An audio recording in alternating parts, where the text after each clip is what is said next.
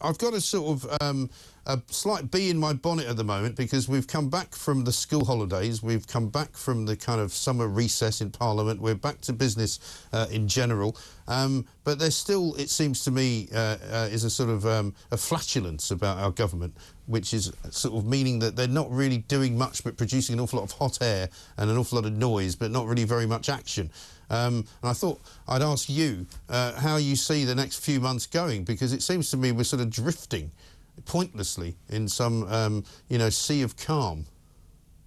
Well, I suppose they don't think it's pointless. I think it's probably quite a studied flatulence, because in the run-up to a next election, rather than, you know, what might be perhaps a successful means of moving forward, of actually making good on some of the Rishi Sunak's pledges, of maybe, you know, doing something about schools, not having the legacy of this government be to essentially ensure that schools are closed for longer than they've ever been open. But there is, I think they sort of are unwilling to do anything very concrete because of a kind of cowardice in the run-up to whatever's going to happen in 2024. You know, on the other hand, it's sort of an open secret at the moment within the Conservative Party that many of its MPs and people who work within the party are saying we need a period of time in opposition. We have lost our edge, we need a bit of practice. And so they've almost given up before the election has even been finalised or called. So why would they do any work?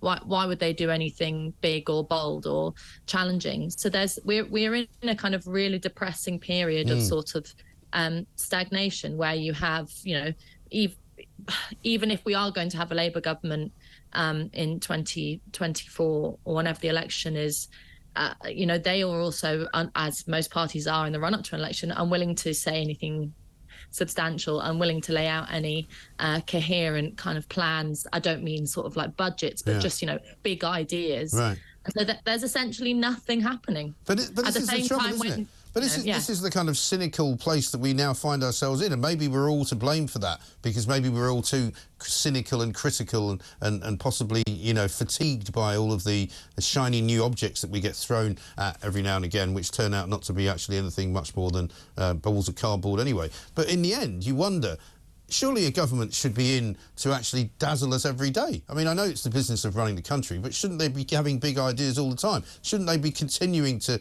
kind of investigate what the country could do better every single day? Isn't that their job?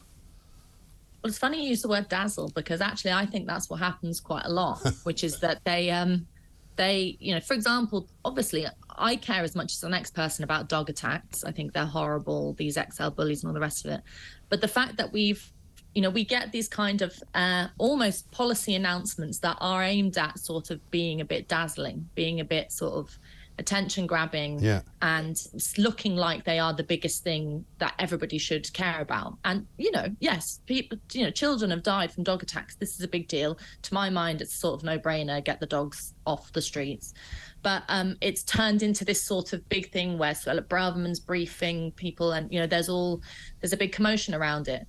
And that's a very easy tack for a government to take, you know, or you know, at the moment there are sort of discussions about, you know, following the Lucy Letby case, the whole row about whether or not you would force people to come to court to hear verdicts. That became a big, huge moment of a sort of a success point for Rishi Sunak and the government.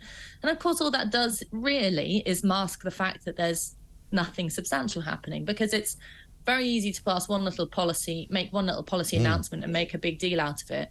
It's much harder to tackle the, you know, there are no quick results for tackling the cost of living crisis, for tackling the issue of small boats, for looking at, you know, maybe building some more houses somewhere, please. You know, none of these things provide quick results. And so governments are, I think they're, one, full of careerists, unfortunately, and this is me being really cynical, and number two, full of people who aren't able to think past next week. No, and I wonder if that's the system, you know, and I've said this before, that, you know, perhaps we expect too much, because everything has been done sort of on the hoof, and it does seem as though an awful lot of government in this country is done sort of as a response to something rather than as a kind of a leadership scenario. You know, it's like, oh my God, you know, a load of schools have got this concrete in that's going to collapse. We better shut them all down. Oh my God, you know, we've got terrible problem in the NHS. We better sort of try and give them a bit more money, see if that makes any difference.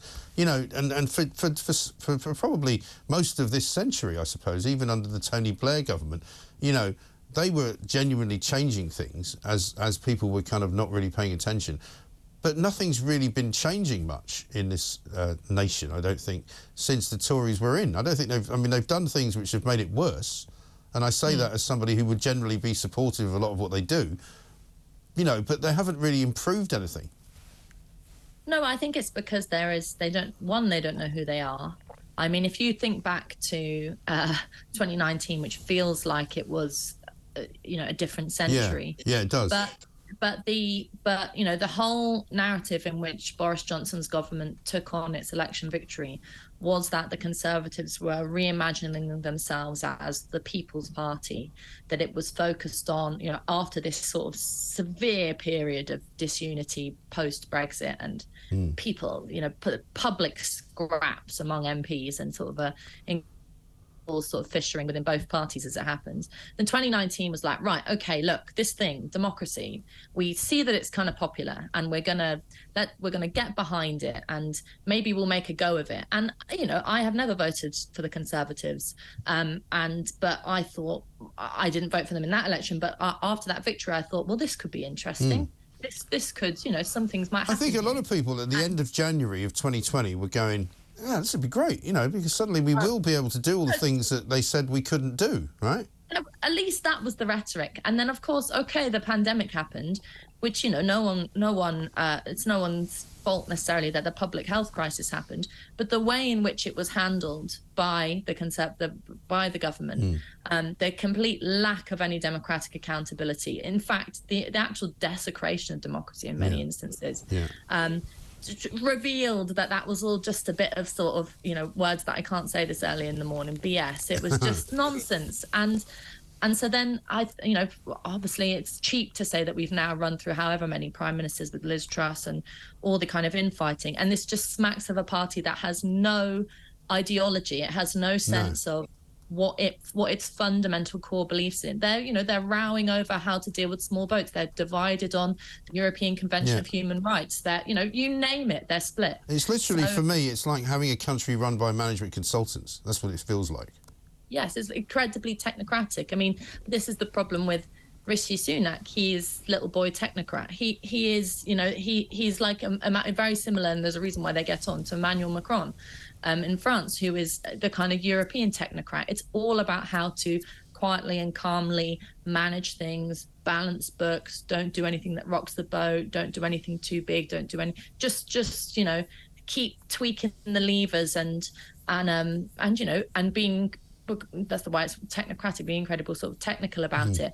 One, that doesn't solve any issues, and two, it doesn't really capture the hearts and minds of the public, who are not so stupid as to think that the country is supposed to be run like a bank or like the NHS or like an institution. I mean, these are now two things you've mentioned which in old-fashioned times would have been thought of as well. That's quite a good way to run things. Actually, banks and the NHS, possibly two of the worst run organisations you could have picked. But anyway,